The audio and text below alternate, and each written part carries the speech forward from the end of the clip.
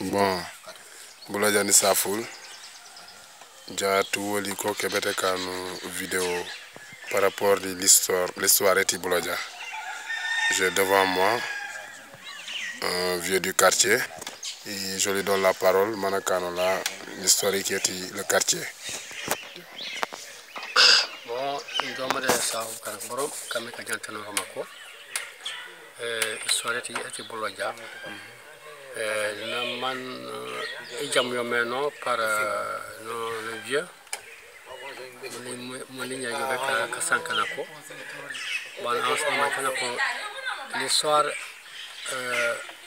n'est pas une science exacte parce que man on me raconter non ça varie d'une personne à une autre selon des man ko raconter donc l'histoire de Bouladja Bouladja kan manje est situé au sud du village de Gatan.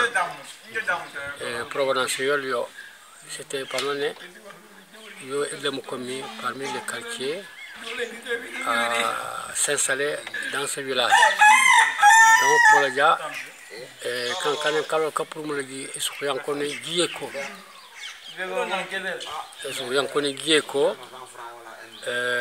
qui se trouve entre Baïla et Djatan. Donc, ce village est remarquable par un rognier fourchu qui avait 3 branches, mais l'une des branches était cassée et il ne restait que 2 branches. Malheureusement, à l'heure où nous parlons, ce quartier, ce rognier est tombé cette année. Donc Bouladja est issu de ce village qui, de par les guerres tribales, qui ont motivé, qui ont mouvementé les contrées de la Casamance, a été un village plus ou moins belliqueux et qui posait la guerre entre Baïla, principalement son rival. Donc, à maintes reprises, il a subi les assauts de Baïla en vain. Et au cours d'une cérémonie qui s'est déroulée à Djaboudjor, les habitants de ce village d'Ieko, qui avaient leurs ancêtres maternels à Djaboudjor, étaient partis ce jour-là pour assister au Boukout. Donc, au cours de cette nuit, dès que se préparait, le village a été attaqué par des mercenaires. Des mercenaires recrutés par Baïla et qui sont passés par le marigot le soir même, la nuit même de la cérémonie qui se déroulait à Djaboudjor. Le marigot qui s'appelait Baïla, mais il y avait un petit ruisseau qui rejoignait ce grand fleuve de Baïla. Selon ce marigot-là était juste à proximité de ce village d'Ieko. Donc au cours de cette nuit, étant à Djaboudjor, ces ancêtres-là avaient aperçu une lueur au sud de Djaboudjor, vers l'ouest de Djaboudjor, c'est-à-dire que quand ils ont vu cette lueur-là, comme vous savez, pendant la nuit, on peut s'apercevoir de très loin. Donc quand ils ont aperçu cette lueur-là, ils ont pressenti que le village a été attaqué. Et sur ça, ils ont pris le chemin du retour, voir ce qui s'est passé justement dans ce village-là.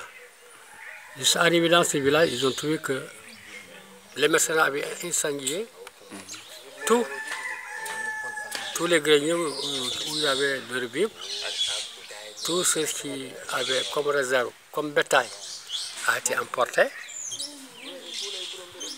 Donc, ils n'ont plus que constater les dégâts. Et devant cette situation maintenant, ils ont trouvé que certains de leurs parents qui n'étaient pas à Djaboudjor étaient partis. Ok. étaient partis vers l'exil.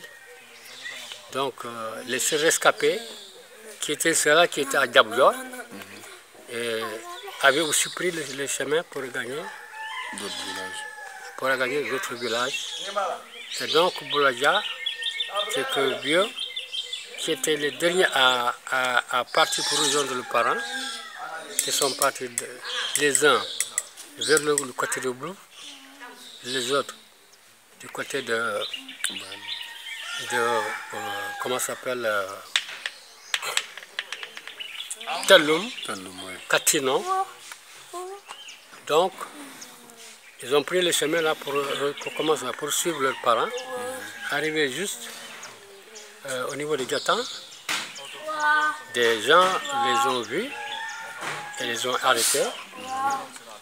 Ils les ont interrogés sur ce qui se passait, ce qui s'était passé.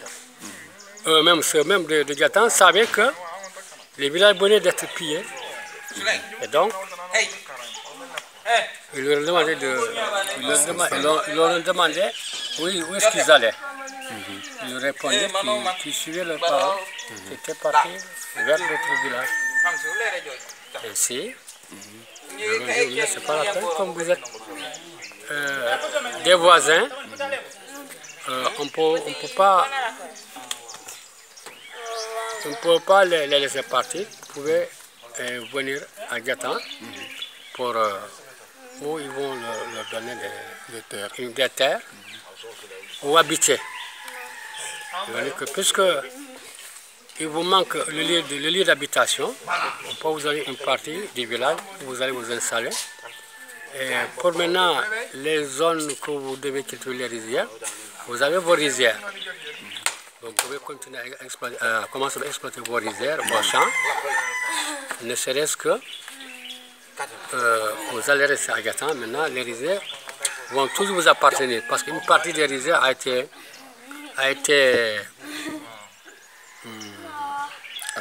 accaparée par Baïla parce que justement, c'est à cause de ces rizières-là que Baïla a convoité ce village-là. Donc, quand ils ont ainsi pris ce village maintenant, ils sont accaparés des rizières qui se trouvaient au sud du village de Guieko, du moins à l'ouest du village de Guieko. Parce que c'est en fait ces rizières-là qui étaient convoitées par Baïla. Parce que Baïla n'avait pas beaucoup de rizières où cultiver. Donc, ils se sont ainsi accaparés de ces rizières et une partie de ce village-là où étaient installés ces habitants. Donc, le reste des rizières étaient celles qui étaient au nord de ce village Guieko, qui constitue le petit marigot de Djamanaï, comme on le disait, le petit marigot là, qui s'appelait Djamanaï. Donc, ces rizières n'ont pas été conquis par Baïla. Ainsi maintenant, une fois installés à Gatan, ils ont continué à exploiter. Ils ont continué à exploiter ces rizières.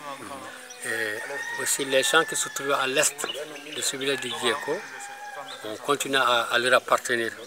Ainsi maintenant, une fois installés à Gatan, ils ont continué à exploiter ces rizières-là et ces champs-là. Donc, Bouladia étant donc installé à Gatan par Tchongir,